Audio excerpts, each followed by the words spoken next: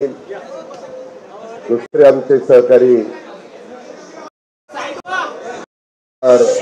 शिवाजीराव गर्जेजी, आनंद परांजपेजी, प्राध्यापक शरद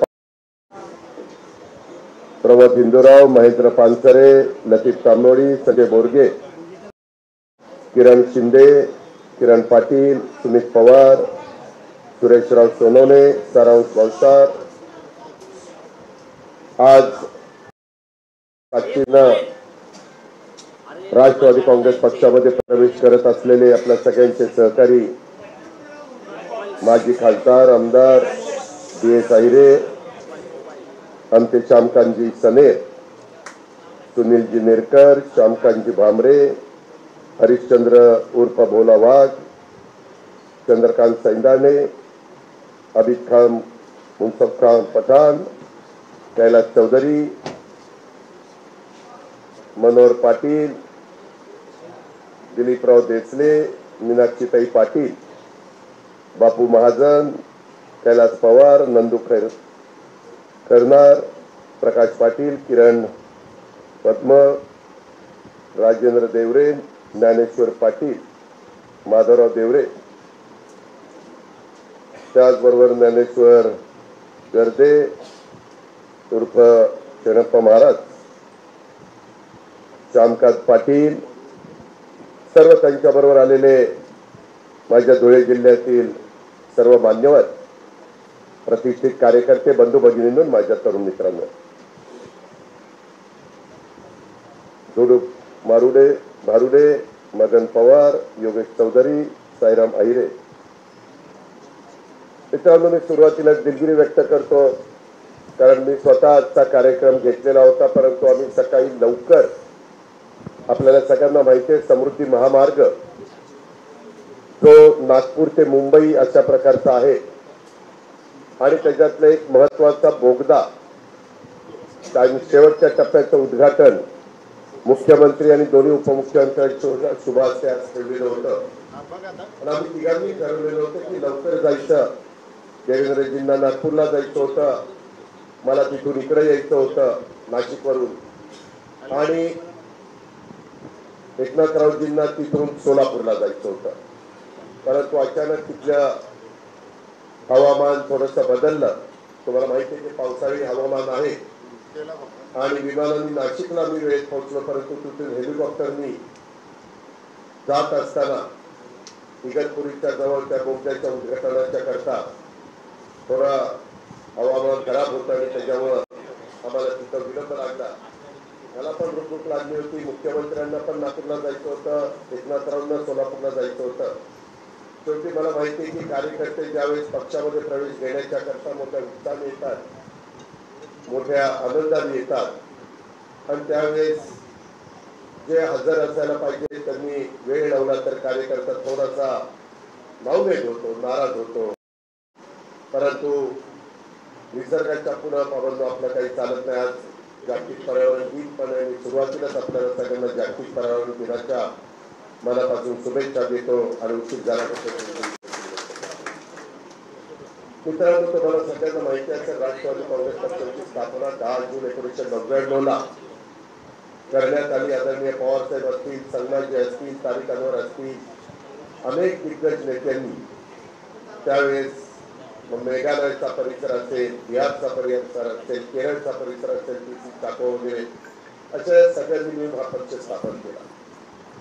एक गोष्ट खरी आहे, माझ्यासारख्या कार्यकर्त्याला सुरुवातीला संधी दिली ती काँग्रेसने दिली.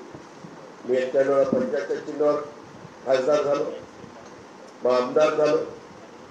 सुरुवातीला पण आमदार 95ला मी पंजाबवर झालो आणि 99ला मात्र काही घटना अशा घडल्या की त्याच्यातून राष्ट्रवादी काँग्रेस पक्ष हा नवीन निर्माण झाला. आणि तो निर्माण झाल्यानंतर मला एका गोष्टीची जाणीव आहे की तुमच्यातले अनेक जण सेक्युलर विचारधारेचे आणि शेवटी तुमच्या माझ्या भारत देशाला पुढे न्यायचं असेल, महाराष्ट्राला शिवशाहू फुले आंबेडकरांच्या महाराष्ट्राला पुढे न्यायचं असेल. आता उद्या छत्रपती शिवाजी महाराजांचा राज्याभिषेक आपण 36च्या 36 जिल्ह्यामध्ये साजरा करतोय। त्याच वेळेस रायगडला जिथं महाराजांनी 350 वर्षापूर्वी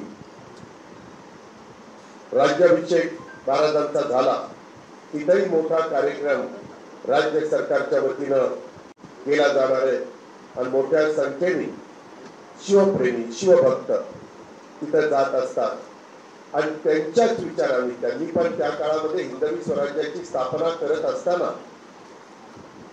18 पगड जाती 12 बलुतेदारांना बरोबर घेऊन रयतेचं राज्य निर्माण केलं। तीच परंपरा पुढे शाहू फुले आंबेडकरांनी चालवली, तीच परंपरा पुढे स्वर्गीय यशवंतराव चव्हाण साहेबांनी चालवली।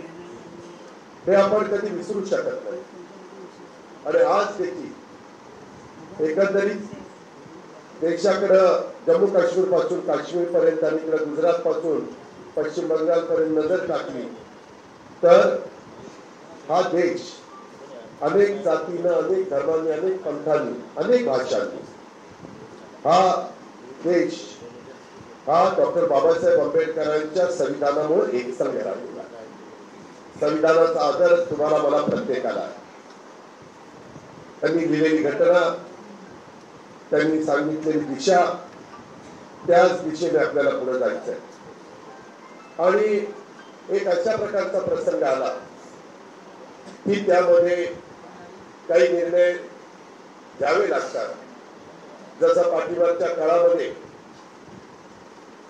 सेक्युलर विचारधारेच्या ममता बॅनर्जी असतील, नितीश कुमार असतील, चंद्रबाबू नायडू असतील, अशा अनेकांची नावं घेता येतील की ज्यांनी त्यामध्ये विकासाच्या करता, आपल्या भागातले प्रश्न सोडवण्याच्या करता, राज्याचं भलं करण्याच्या करता, राज्यातल्या केंद्राच्या मदतीनं मोठे मोठे प्रकल्प राबवण्याच्या करता काही निर्णय घ्यावे लागतात आणि तोच विचार ठेवून राष्ट्रवादी काँग्रेस पक्ष हा आज महायुतीमध्ये सामील झालेला। अर्थात तिथं प्रत्येकाची विचारधारा तिथं वेगळी आहे, ते आपल्यालाही माहिती आहे। मागे काँग्रेसनी राष्ट्रवादीनं सेक्युलर विचारधारेचे असताना पण शिवसेनेसारख्या हिंदुत्ववादी पक्षाच्या बरोबर 2019 ला आघाडी केलेली आपण सगळ्यांनी पाहिली। काही कारणानिमित्त ते सरकार 2.5 वर्ष चाललं, परंतु त्या काळामध्ये देखील राज्याच्या भल्याकरता त्यावेळेस काँग्रेसच्याही नेतृत्वाने, राष्ट्रवादीच्याही नेतृत्वाने, वरिष्ठांनी त्याला संमती दिली आणि उद्धव ठाकरे साहेबांच्या नेतृत्वाखाली ते 2.5 वर्षाचं सरकार महाराष्ट्राने चाललेलं पाहिजे। त्याच्यानंतर काही बदल झाले। आता बोलत असताना मी आमचे सहकारी शांतान समीरजींचं भाषण बारकाईने ऐकत होतो। BS साहिब तर मला आठवत आहे ते राष्ट्रवादीतच होते आणि त्यावेळेस 2004 ची निवडणूक, त्यावेळेस काय झालं, जागा वाटपामध्ये 2 जागा आपले उमेदवार, परंतु आपण काँग्रेसला दिले आणि जागाही दिल्या। त्यामध्ये BS साहिब होते आणि मालोजी राजे होते कोल्हापूरचे। आम्ही सगळ्यांनी एकत्र मुलाखती घेतल्या, सगळं काही झालं होतं, पण सोनियाजींनी थोडा आग्रह केला की नाही का 2 जागा मला तुम्ही द्या। साहेबांनी त्यावेळेस सांगितलं या जागा देतो, पण तुमच्याकडे उमेदवार नाही, आमच्याकडे इलेक्टिव्ह मेरिट असणारे उमेदवार, आणि या दोघांना दिलं। त्यावेळेस 71 जागा राष्ट्रवादीच्या आल्या, 69 जागा काँग्रेसच्या आल्या। विलासरावजी मुख्यमंत्री झाले आणि हे दोघं त्यावेळेस आमच्याकडे राहिले असते तर 73-67 झालं असतं। सांगायचं तात्पर्य अशा प्रकारच्या घटना घडत असतात। त्याच्यावर BS साहेबांच्या बरोबर माझ्या अनेक लोकांनी कामं केलेली, आदिवासी समाजामध्ये काम करणारा, प्रशासनामध्ये काम करणारा, इथं प्रशासनामध्ये काम करणारे त्यांच्या शेजारी शिवाजीराव गर्जे पण बसलेले, दोघांनी पण त्या पोस्टवर काम केलेलं आणि अशा प्रकारे एक आपण समाजाची बांधिलकी बरोबर ठेवून काम केलं पाहिजे, त्या उद्देशाने ही दोघं काम करतात। शरद पाटील यांनी पण माझ्याबरोबर काम केलं, मी शरद पाटलांचं काम बघितलेलं। एक हरहुन्नरी कार्यकर्ता, सगळ्यांना बरोबर घेऊन जाणारा कार्यकर्ता आणि मनापासून सगळ्यांची जोडणारा कार्यकर्ता, अशा पद्धतीने शरद पाटलांचा पण काम आहे. मागेच आम्ही त्यांना पक्षामध्ये प्रवेश दिला. शेवटी स्वर्गीय यशवंतराव चव्हाण साहेबांनी सांगितलेले बेरीजेचं राजकारण करायचं. राजकीय जीवनामध्ये काम करत असताना बाबांना पुढेच कुणाचा दुश्मन नसतो, पुढेच कुणाचा कायमचा मित्र देखील नसतो. काळानुरूप लोक त्या वेळेची परिस्थिती बघून निर्णय घेत असतात. मी जसं शरद पाटलांचं काम, जसं आमच्या ASI काम बघितलं, तसं अनेक वर्ष मी श्यामकांत सनेजींचं काम बघतो. दुर्दैवाने त्यांना नेहमी आमदारकीला हुलकावली. काही ना काही अशा प्रकारच्या घटना घडल्या आणि त्याच्यातून कधी कधी आपण एखाद्या पक्षाला वाहून घेतलं, पक्षामध्ये आणून जपून काम केलं की मग आपल्याला बदल करावासा वाटत नाही. पण विचारधारा एक असली तर त्याच्यात कुठल्या अडचणी येत नसतात. काळ वेळ पुन्हा करता थांबत नसतात, वय पुन्हा करता थांबत नसतात. शेवटी तुमचा उमेदीचा काळ प्रत्येकाचा असतो आणि तो उमेदीचा काळ निघून गेल्यानंतर नवीन नेतृत्व तयार होतं. आज देखील तुमच्यामध्ये अनेक नवीन चेहरे, नवीन नेतृत्व, महिलांना आपण मोठ्या प्रमाणात संधी देतो. महिलांना मान सन्मान प्रतिष्ठा प्राप्त करून देण्याचं काम हे समाजामध्ये राष्ट्रवादी काँग्रेसने केलेलं आहे. 2029 तुमच्या माझ्या महाराष्ट्रात 96 महिला त्या खास आरक्षित जागेतनं आमदार होणार. तसंच 543 जागा देश पातळीवर आहेत. तिथेही कायदा झालेला, तिथेही वंथर महिला त्या खासदार होणार आहेत. आपण इतके दिवस त्यांना स्थानिक स्वराज्य संस्थांच्या मध्ये संधी दिलेली, त्या संधीचं त्यांनी सोनं केलेलं आहे. ज्या देशांनी पुरुषांच्या बरोबरीनं महिलांना वागणूक दिली, संधी दिली, मान सन्मान दिला, ते देश आज जगामध्ये पुढे निघून गेलेले. आणि ज्यांनी महिलांना योग्य पद्धतीने मान सन्मान दिला नाही, ते देश जगातले मागे राहिलेले देखील आपण त्या ठिकाणी पाहतो. आणि त्याच्यामुळं काम करत असताना आपण आता एकत्रपणे काम करणार आहोत. त्याच्यामध्ये नव्या जुन्यांचा मगाशी आमच्या श्यामकांतजींनी सांगितलं तसा कुठलाही वाद हा आपल्याला घालायचा नाही. हा काल आलेला आहे, हा पहिल्यापासून आहे, हा मध्ये आलेला आहे. शेवटी माझ्यासारख्या कार्यकर्त्यांचं मनात असं आहे, ज्याच्यामध्ये कर्तृत्व, ज्याच्यामध्ये नेतृत्व, ज्याच्यामध्ये समाजातल्या सर्व घटकांना बरोबर घेऊन जाण्याची क्षमता आहे, त्याला संधी त्या ठिकाणी मिळाली पाहिजे. आणि संधी देत असताना नव्या जुन्यांचा वाद न आणता जुन्यांनाही असं वाटता कामा नये आता आम्ही अडचणीच्या काळामध्ये यांच्या बरोबर होतो आणि आज मात्र आम्हाला काही बाजूला ठेवतात का काय, असं संघटनेमध्ये होत असतं. अनेकांना संधी वेगवेगळ्या ठिकाणी देता येत असते. उद्याच्या काळात लवकरच जिल्हा परिषद, तालुका पंचायतीच्या निवडणुका होणार आहे. अनेक वर्ष देशातल्या लोकांना वाटत होतं जात वैध जनगणना करावी, त्याची पण सुरुवात आता जम्मू काश्मीर पासून होतीये. कारण बरेच जण वेगवेगळ्या पद्धतीनं काम करत असताना त्यांना काही मनामध्ये अपेक्षा आहे आणि त्यांना वाटत असतं की आमची संख्या एवढी असताना आम्हाला त्या पद्धतीनं प्रतिनिधित्व मिळत नाही. आमच्या समाजाच्या करता, आमच्या घटकाच्या करता तेवढा निधी खर्च होत नाही. आणि म्हणून एकदा जातवाईज जनगणना झाली की देशाला सगळ्यांना कळेल की नक्की आपला आदिवासी समाज किती आहे, नक्की आपला मागासवर्गीय समाज किती आहे, नक्की आपला अल्पसंख्याक समाज किती आहे.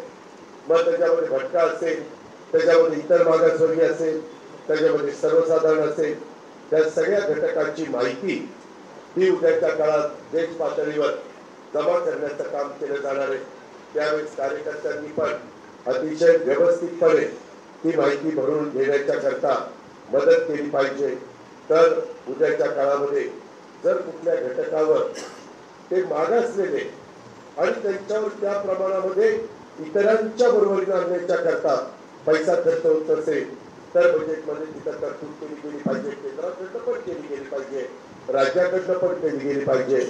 शेवटी हे आपल्या सर्वांचं राज्य आहे, हा आपला सर्वांचा भारत देश आहे. अशा प्रकारची भावना ही राष्ट्रवादी काँग्रेस पक्षाच्या प्रत्येकाच्या मनामध्ये त्या ठिकाणी असली पाहिजे। आज जसं श्यामकांत समीरजी त्यांच्या असंख्य कार्यकर्त्यांना घेऊन आलेले, सगळे तोला मुलाचे ताकदीचे अतिशय मनापासून काम करणारे माझे सहकारी आहेत। त्याच्यामध्ये आमचे सुनीलजी नेरकर हे आपल्या काम करायला पुढे आलेले, त्यांनी अतिशय चांगल्या पद्धतीनं आजपर्यंत काम करून दाखवलेलं आहे। एक सांस्कृतिक अनेक पदं त्यांनी भूषवलेली आहेत। शेवटी वेगवेगळी पदं भूषवत असताना त्यांनी समाजाला सामाजिक तसेच शैक्षणिक सांस्कृतिक धार्मिक राजकीय क्षेत्रात त्यांचा सातत्याने सक्रिय अशा प्रकारचा भाग राहिलेला आहे। त्यांना प्रवासाची आवड आहे, त्यांना वाचनाची आवड आहे। त्यांनी नेहमी लोकांच्या मध्ये मिळून मिसळून कामं केलेली आहेत। त्यांनी आद्य आदिशक्ती कानुशे प्रतिष्ठानचे ते संस्थापक अध्यक्ष आणि अखिल भारतीय वाणी समाज प्रबोधन संस्थेचे देखील ते संस्थापक अध्यक्ष। मी सुरुवातीलाच आपल्याला सगळ्यांना सांगितलं की बाबांनो, काम करत असताना सर्व घटकाला वाटलं पाहिजे की आपण ज्या पक्षामध्ये काम करतो तो पक्ष सर्वांचा विचार करतो। राज्याला पुढे नेत असताना राज्याचा सर्वांगीण विकास व्हावा। आज देखील आम्ही महायुतीमध्ये काम करतोय, त्यावेळेस आपल्या राज्याला देशामध्ये पंतप्रधान मोदी साहेबांनी 3 कोटी घरं बांधण्याचा संकल्प सोडलेला आहे। त्याच्यातली 30 लाख घरं ही आपल्या राज्याच्या करता गोरगरिबांच्या करता आपण बांधतो। 10% घरं देशातली एकट्या राज्यामध्ये त्या ठिकाणी आपण घेतलेली। आता त्याच्यात काही बदल झाले। तुम्हाला कार्यकर्त्यांना माहिती पाहिजे की पूर्वी मोटरसायकल ज्याच्या घरात होती त्याला पंतप्रधान प्रधानमंत्री आवास योजनेचं घर मिळत होतं। आता ती आज काढून टाकली। तुमच्या घरी मोटरसायकल असली तरी तुम्हाला घर मिळणार। आणि एकर तुमची बागायती क्षेत्र असेल तर तुम्हाला घर मिळत नव्हतं। आता 2.5 एकर बागायती क्षेत्राची पर्यंत अट ठेवलेली आहे। त्याच्यावर अत्यल्प भूधारक शेतकरी वाढवतो, ज्याला अर्धा acre, 1 acre, 1.25 acre, 2.25 acre, 2 acre जमीन आहे, 2.5 एकराच्या आत त्यालाही घर नसेल तर त्याला घर त्या योजनेतून दिलं जाणार आहे। 5 एकर जिघाई जे कोरडवाहू आहे त्याच्यामध्ये 2 एकर जमीन असली तरी देखील आपल्याला समाजामध्ये वावरत असताना दिसतं की त्या कोरडवाहूला पाहिजे तेवढं उत्पन्न मिळत नाही आणि त्याच्यामुळे त्याच्या घर पण छपराचं असतं, पत्र्याचं असतं। त्याच्याकरता त्यालाही चांगल्या घरामध्ये राहण्याचा अधिकार आहे आणि म्हणून ती पण अट काढली। आता नवीन त्याच्यामध्ये आपण आढावा घेणार आहे। त्यावेळेस माझी तुम्ही धुळ्यामध्ये काम करता, नंदुरबारमध्ये तुमचा संबंध येतो। धुळे नंदुरबार तसं आजही म्हणावं असा पुरारलेला भाग नाहीये आणि नुसतं भाषणात म्हणून चालणार नाही। शेवटी राज्याच्या केंद्राच्या ज्या योजना आहेत त्या आपल्या राष्ट्रवादीच्या कार्यकर्त्यांनी तिथपर्यंत पोहोचण्याचं काम करावं लागेल। त्याच्यामध्ये माझ्याकडनं आपल्या मंत्रिमंडळामध्ये जे सहकारी त्या सगळ्यांच्याकडनं मदत होईल। त्यामध्ये मधून आपण मुंबईमध्ये येत चला, आम्ही पण दौरे करत जाऊ। सहकारामध्ये तुम्ही काम करताय। आता स्वतः काही सहकारी मला वाटतं शरदराव श्यामकांतजी बँकेमध्ये डायरेक्टर म्हणून काम करतायत। बँकेचं पण खूप काही कामं करता येतात, त्याची पण मला जाणीव आहे। मी एका बँकेचा नेतृत्व करतोय, पुणे जिल्हा मध्यवर्ती सहकारी बँकेचा, आणि त्याच्यामध्ये 0% व्याजाने मी पीक कर्ज शेतकऱ्यांना तिथं देत असतो। आपल्या इथं कोल्हापूर बँकेचं प्रतिनिधित्व मुश्रीफ सर करतात, आपले खासदार सातारा जिल्हा बँकेचं प्रतिनिधित्व नितीन पाटील करतात, मी पुण्याच्या मध्ये तिथं मार्गदर्शन करतो। त्याच्यावर राष्ट्रवादी काँग्रेस पक्षाच्या ताब्यामध्ये असणाऱ्या बँका त्या चांगल्या चाललेल्या आहेत। तुमच्या तिथं पहिल्यापासून बँकेमध्ये राजवर्धन कदम असतील, अमरीश पटेल असतील, जरी तुमचे राजकीय वेगवेगळे विचार असले तरी बँक म्हणून तुम्ही सगळेजण एकत्रपणे काम करताय। सहकार खातं आपल्याकडे, कृषी खातं आपल्याकडे, वित्त खातं आपल्याकडे, वैद्यकीय शिक्षण सारखं महत्वाचं खातं आपल्याकडे, अन्न नागरी पुरवठा ग्राहक संरक्षण, प्रत्येकाला 80 कोटी जनतेला मोफत अन्न धान्य देण्याचं काम देशात होतं। त्याच्याची बरीचशी जबाबदारी आपल्या मंत्र्यांकडे, भुजबळ साहेबांच्याकडे त्या बाबतीमध्ये आहे। महिला आणि बाल विकास ज्यांच्याकरता मदत करण्याचं काम ही आपली अदिती तटकरे आपली मुलगी ते काम करते. अशी अनेक महत्वाची खाती आपल्याकडे आहेत. त्या खात्याचा उपयोग आपल्याला आपल्या शेतकऱ्यांच्या करता, आपल्या बळीराजांच्या करता, आपल्या महिलांच्या करता, आपल्या बालकांच्या करता, आपल्या आरोग्याच्या करता, त्या सगळ्यांच्या करता निश्चितपणे करावा लागणार आहे. आपल्याला करायचं आहे. त्याच्यामध्ये तुम्ही कधी मनात आणाल की बाबा आम्ही आता काम करतोय राष्ट्रवादी काँग्रेस पक्ष महायुतीमध्ये, परंतु आमच्या भागामध्ये काही आम्हाला तिथं विरोध करावा लागतो, अशी लोक तिथं पदावर आहेत. मग आम्हाला कोण वाली आहे? तुम्हाला पक्ष वाली आहे, आम्ही लोक वाली आहे. तुम्ही काही एकटे नाही. माझी अशीच तुम्हाला विनंती, तुमच्याकडनं चूक होऊन देऊ नका. आपल्याकडनं काम करताना आता राष्ट्रवादी काँग्रेस पक्षाचे महत्वाचे पदाधिकारी तुम्ही उद्याच्या काळात होणार आहे. 10 जूनला आपला वर्धापन दिन आहे. पुण्यामध्ये आपण तो कार्यक्रम ठेवलेला आहे. दुपारी 3 वाजता आम्ही पोहोचणार. कारण सकाळी कॅबिनेट आहे. 10ची कॅबिनेट करून 12-12:30ला संपवून आम्ही लोक 9-10 विमानाने येऊ आणि त्या पद्धतीनं तिथं आपण जॉईंट होऊ. त्याच्यामध्ये 26वा हा वर्धापन दिन आहे. 10 जून 99ला स्थापना झाली. त्याच्यावर तो दिवस आपण पहिला धरतो, पण वर्ष मात्र 1 वर्षांनी होतं. तसा तो वर्धापन दिन आहे आणि त्याला बहुसंख्येने आपण या तिथं आम्ही आपापल्या परीनं आपापले विचार, आपापली मतं मांडण्याचं काम करू. पण तुम्ही आता एकत्र काम करत असताना कुठंही आपल्याकडनं काही जर चुकलं तर त्याच्या बदनामी पक्षाची होत असते. त्याच्यातून पक्षाची प्रतिमा खराब होत असते. त्यामुळं थोडंसं काम आता करत असताना कुठंही आपल्यामुळं पक्षाला कमीपणा येणार नाही, बदनामी होणार नाही, याही गोष्टीकडे आपण सर्वांनी लक्ष द्यावं. पाण्याच्या प्रश्न सोडवण्याच्या करता आम्ही मोठ्या प्रमाणावर निधी उपलब्ध करून देतोय. लाडकी बहीण त्यांनीच आम्हाला सत्तेवर आणलेलं आहे. त्याच्यावर त्यांना पण आम्ही ते कबूल केलेलं आहे. त्याच्यामध्ये कुठेही कटौती आम्ही करणार नाही, याबद्दलचा विश्वास मी माझ्या लाडक्या बहिणींना देतोय. शेतकऱ्यांना पुढे आणण्याच्या करता आपण 3, 5, 7.5 हॉर्सपावरच्या मोटारीचं बिलं माफ केलेली आहेत. माफ केली तरी आम्हाला राज्य सरकारच्या तिजोरीतनं पैसे भरावे लागतात. म्हणजे महिलांच्या करता 45,000 कोटी वर्षाला आणि ह्या करता 20,000 कोटी, याचे 65,000 कोटी रुपये, 7,20,00,000 कोटीचं मी बजेट सादर केलंय. त्याच्यातले हे पैसे आपण तिथं देतो. अशा पद्धतीनं आपल्याला काम करावं लागतं. परंतु हे सगळं काम करत असताना शेवटी विकास पण झाला पाहिजे. त्यामध्ये देखील जसं परवा वाढवून बंदर 5,00,000 कोटीचं आपल्याला पंतप्रधानांनी मंजूर करून दिले. 76,000 कोटी रुपये त्याची किंमत आहे. त्याच्यातनं फार मोठा बदल इकॉनॉमीच्या वर होणार आहे. ते आपल्या पालघर जिल्ह्यातच आहे. ते तसं बघितलं तर तुम्हालाही धुळेवाडीला जळगाव धुळेला जवळच आहे, फार काही लांब नाही. रस्ते आपण मोठ्या प्रमाणात नॅशनल हायवेच्या निमित्तानं करतोय, काही समृद्धी महामार्गाच्या निमित्तानं करतोय, काही शक्तीपीठाच्या निमित्तानं करतोय, काही पालखी मार्गाच्या निमित्तानं केले. आता वृक्षारोपणाचा आम्ही राहिलेल्या 4 वर्षात 100 कोटी झाडं लावायचा कार्यक्रम हातामध्ये घेतला. असे खूप चांगले चांगले कार्यक्रम आपण समाजाच्या करता करतो आणि हे कार्यक्रम देत असताना समाजातला कुठलाही घटक हा तिथं वंचित राहणार नाही, ही खबरदारी. नंदुरबारला तर जेवढी काही विहिरींची मागणी होती ती मागणी जवळपास आम्ही फुलफिल केलेली. अशा अनेक गोष्टी आहेत. आज मी सगळे सांगून तुमचा वेळ घेतलाय, कारण वेळ पण बराच झालेला आहे. पलीकडचा हॉल आपला मोठा होता, परंतु इथं मुंबईमध्ये हॉल मिळतात ते तासावर मिळतात आणि त्याच्यामुळं मी नेहमी वेळेला महत्व देतो. वेळेत येईल म्हणून आमच्या सगळ्या सहकाऱ्यांनी पक्षाची बचत करावी म्हणून बरोबर तेवढेच तास घेतले. परंतु मी त्याच्यानंतर आल्यामुळं आपल्याला थोडंसं छोट्या हॉलमध्ये हा कार्यक्रम घ्यावा लागलेला. परंतु बाकीच्यांची भाषणं ती तुम्ही आधीच केलेली आहे. त्याच्यामध्ये काय केलंय काय नाही मी संघटनेच्याकडनं ही माहिती घेईन. पण आता आपण सगळ्यांनी एक परिवार म्हणून काम करायचं.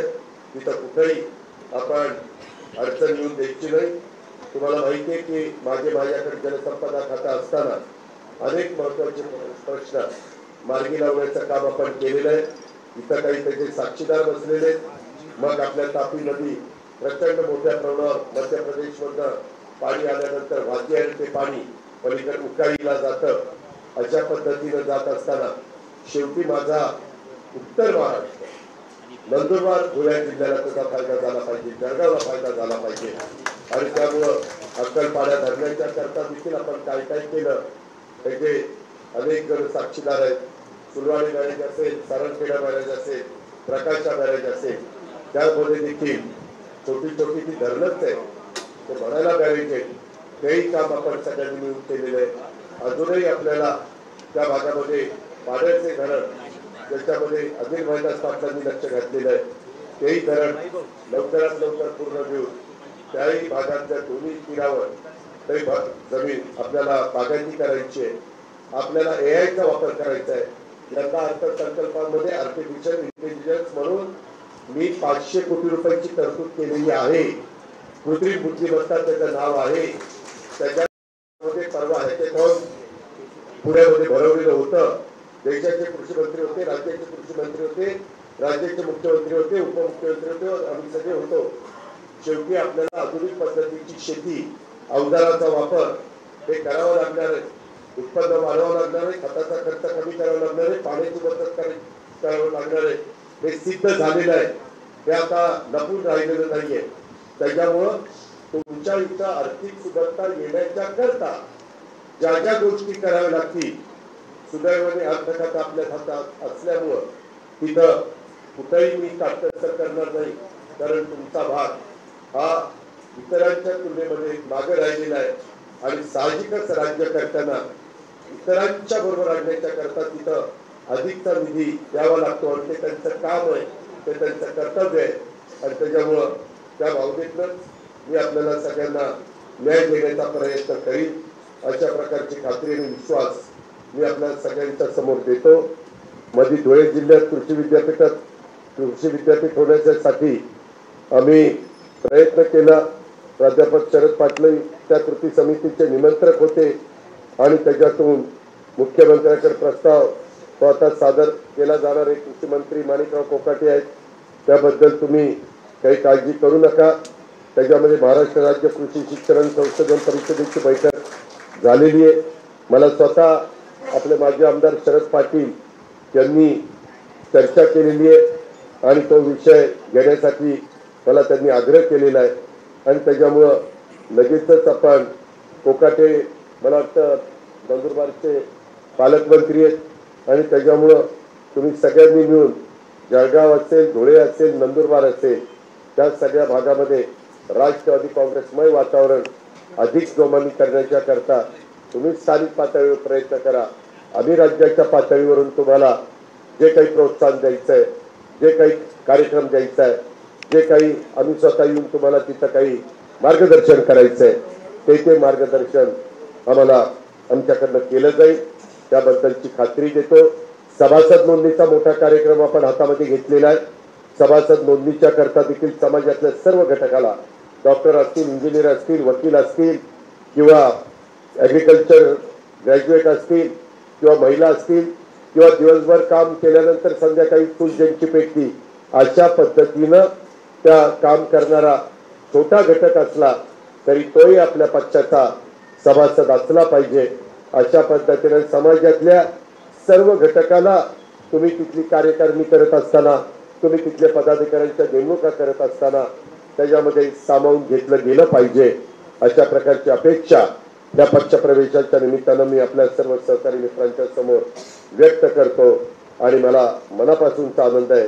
आजच्या या पर्यावरणाच्या दिनाच्या निमित्तानं मला थोडासा उशीर लागला तरी देखील आपण सगळेजण इथं थांबला आणि आजचा योग हा घडून आणला आणि त्याच्यातून आमचे DS आहिर, श्यामकांत सलेर, सुनील मेरकर, श्यामकांत भामरे, हरिश्चंद्र उर्फ भोला वाघ, चंद्रकांत सैताने, आमचे अभित खान, मुस्तम खान पठाण, कैलास चौधरी, मनोहर पाटील, त्याच्यामध्ये दिलीपराव देसले, मीनाक्षीताई पाटील, त्याचबरोबर बापू महाजन, कैलास पवार, नंदू खैरनारे, प्रकाश पाटील, किरण पदमवार, राजेंद्र देवरे, ज्ञानेश्वर पाटील, माधवराव देवरे, श्यामकांत पाटील, ज्ञानेश्वर गर्दे उर्फ शेणप्पा महाराज आर्वीचे, अशा असंख्य मान्यवरांनी आणि त्यांच्याबरोबरच्या असंख्य कार्यकर्त्यांना आज राष्ट्रवादी काँग्रेस पक्षामध्ये रितसर प्रवेश दिला गेलेला आहे। तुम्हाला निश्चितपणे सन्मानाची वागणूक त्या ठिकाणी दिली जाईल। एकंदरीतच दिलीप देसले जिल्हा परिषदेचे आता जिल्हा परिषदेची मुदत संपली का चालू आहे?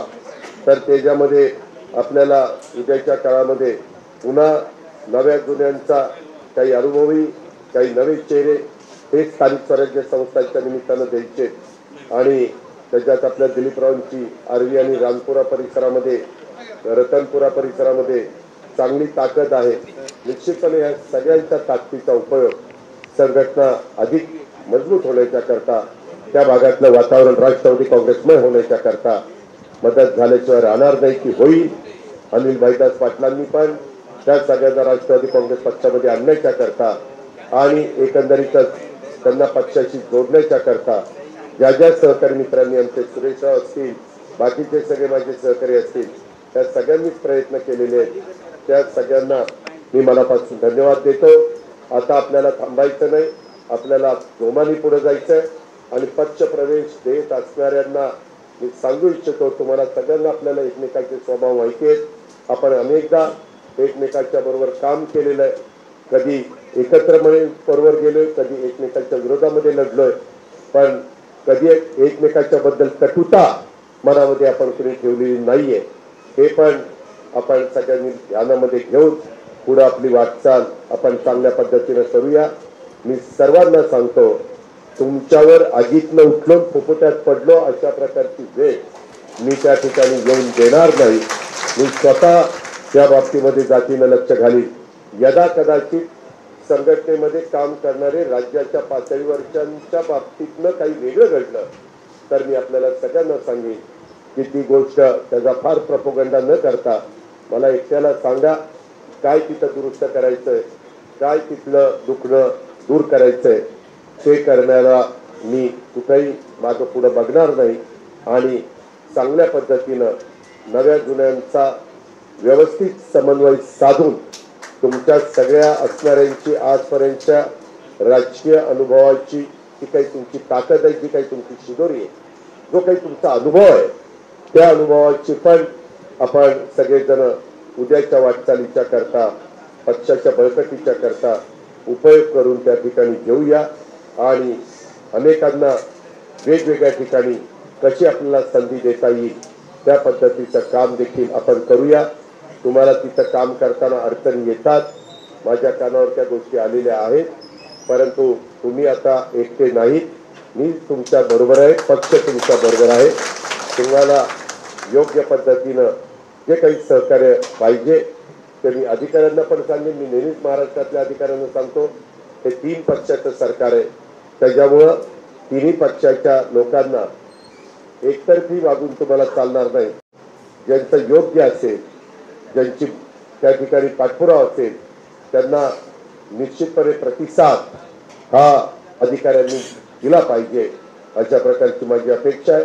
टीपीसीच्या निमित्तानं आपण तिन्ही पक्षाला काही सूत्र ठरवून दिलेलं आहे, त्याच्यावर त्या सूत्राप्रमाणे धुळे जिल्ह्यामध्ये देखील, जळगाव जिल्ह्यामध्ये देखील आणि नंदुरबार जिल्ह्यामध्ये देखील जे राष्ट्रवादी काँग्रेस पक्षाला जो काही टीपीसीचा निधीच्या बद्दलची मदत होणार आहे विकास कामाच्या करता ती निधीची मदत ही नियोजन खातं माझ्याकडेच असल्यामुळं ती दिली जाईल। आपल्यातल्या तिन्ही जिल्ह्यामध्ये जिल्हा नियोजन समितीवर योग्य पद्धतीनं प्रतिनिधित्व करण्याच्या करता तुमच्या तिन्ही जिल्ह्यामध्ये आपण व्यवस्थितपणे ज्यांना प्रश्नाची जाण आहे जे व्यवस्थितपणे तिथं मांडणी करू शकतील अशा पद्धतीने मला वाटतं समजा काम जरा जोर राहू दे, आपल्याला निवडणुकीपर्यंत पुरवायचं आहे। तर नंदुरबारला आपले माणिकराव कोकाटे, धुळ्याला कोण आहे जयकुमार रावळ आणि जळगावला कोण आहे गुलाबराव पाटील, ज्या म्हणजे एकीकडे राष्ट्रवादी, एकीकडे भाजप, एकीकडे शिवसेना आहे। तर मी गुलाबरावांना आणि जयकुमारला काय सांगायचं ते त्या ठिकाणी सांगितलं, त्याबद्दल आपण काही काळजी करू नका आणि अशा पद्धतीनं संघटनेला अधिक मजबूत करण्याचं काम आपण सगळेजण करूया आणि त्याच्यातून अनेक नवीन नवीन कार्यकर्त्यांना आणि कोण जुन्याही अनुभवी सहकाऱ्यांना त्याच्यातून पुढे आणण्याचं काम हे राष्ट्रवादी काँग्रेस पक्षाच्याकडे केलं जाईल त्याबद्दलचा विश्वास मी तुम्हाला देतो। पुन्हा एकदा आपल्या सर्वांचं या मान्यवरांचं राष्ट्रवादी काँग्रेस पक्षामध्ये मनापासून स्वागत करून या ठिकाणी थांबतो। जय हिंद, जय महाराष्ट्र, जय राष्ट्रवादी।